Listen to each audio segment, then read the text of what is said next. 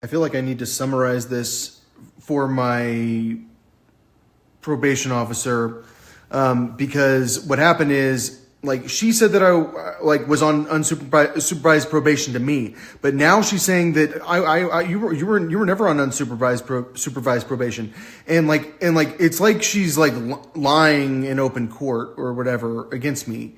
And like, I explained to her that like what happened is I got into reading like these ancient manuscripts, and I realized that like I was in danger because I was reading the manuscripts, and I can't leave my house until I finish reading these manuscripts.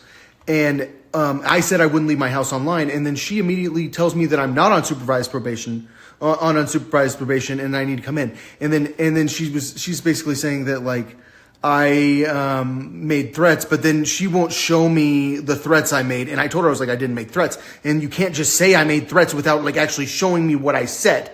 Because this is America. In America, we actually show evidence. I didn't say that.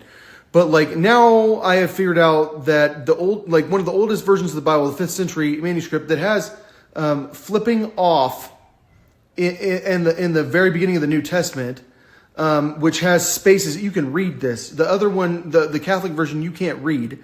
Like it's called Codex Vaticanus.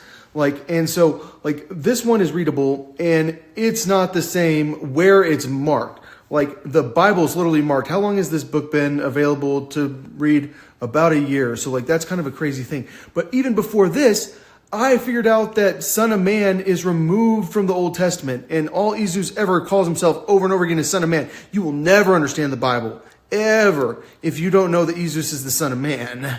Like, of course you don't, and so if you change the Old Testament, and so the Catholic version did change the Old Testament. Why? It was for the order of Melchizedek, they were called the people of the circumcision, and they were the Levites, and they were that serious about making sure that you paid to pray. And to this day, everyone pays to pray, and they're very crazy about sexual purity, because those people like know that like the secret to life is not jacking off. They would never jack off, but like you should have sex with them according to Origen, because like Origen's pretty funny about it. So like, I've proved that the Catholic version is changed.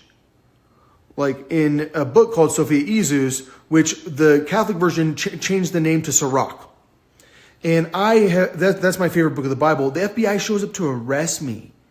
Like, the moment I get a Septuagint, because I want to read Sirach again.